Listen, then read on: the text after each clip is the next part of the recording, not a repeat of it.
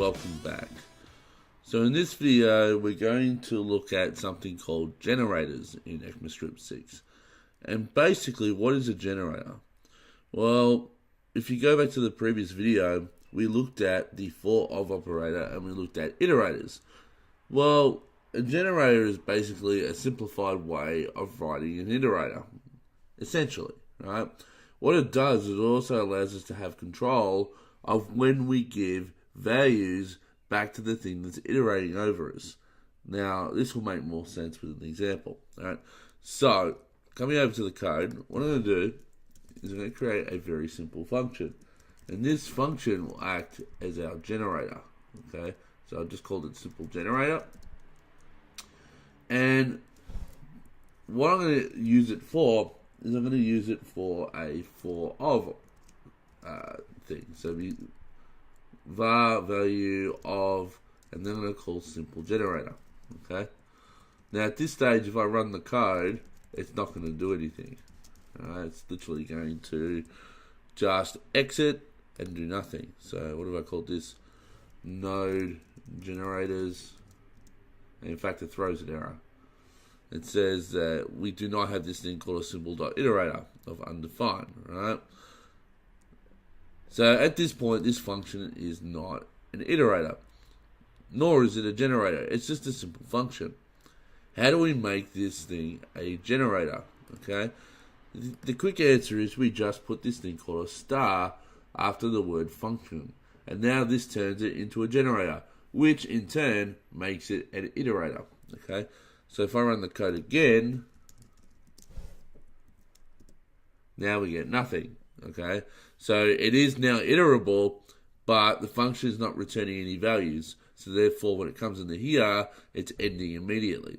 Okay, so with that said, how do we return values in a generator? Right, it's not the same as what it was with an iterator where we created that whole object, and that whole object had a next function, and the next function determined the object that was to come back, and so on.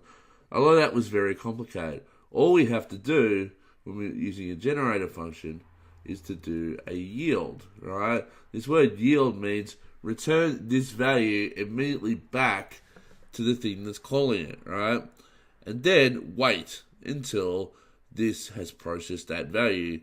And then if there's anything after it, i.e. another yield, right, then we can process that one, right? It might make more sense if I put consoles in front of this. So if I go console.log yielding number 1, alright, and then I put under this one yielding number 2, and then inside of here, before I log the value out, or as I log the value out, I can rather use the backtick here and go processing value, and then we go $value, like so, right?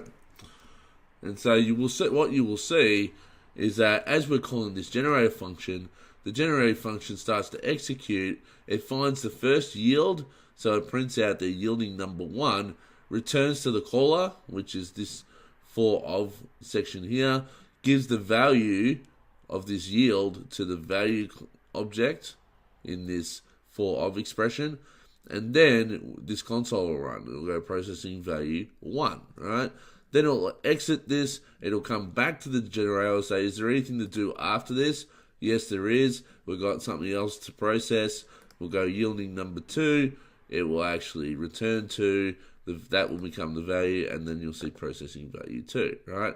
So this is a very simple version of a generator, or in this case, yeah, it's a generator, right? But under the scenes, it's actually also an iterator.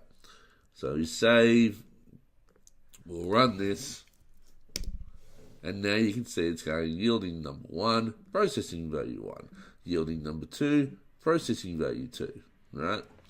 So that's a simple thing behind the scenes. Now, to prove to you that this is actually also an iterator, we can come down here, we can go var iterator, right, is equal to simple generator, like so, right? And then I can go console.log, as we did in the previous video, iterate.next, okay? and this will actually show you the value 1 with the done of 0. And then if I come in and I do it 2 more times, you'll see 2 with done of to false, and then finally you'll see undefined with a value of true. Okay, so this just gives you an indicator that a generator is also an iterator, but without all that gobbledygook that we had to write in the previous video. So we'll just quickly check that out. And as you can see, after the yielding thing, we've got 1 done as false, yielding number 2, then value 2 done as false, then finally value undefined done as true. Okay, so this is a much simplified way of writing yourself an iterator. Okay, now just to turn my own iterator in the previous video into the same generator that is in this video, right? Converting it to a generator, it will look something like this. Okay, so if I go function star and I go my own iterator, like so, I can now come in and go for var I. Yes, I do have to do the old school. Well, kind of have to do the old school.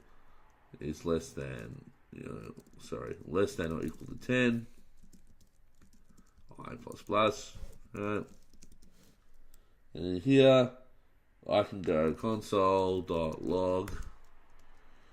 And no, we don't need to do a console.log here. We just need to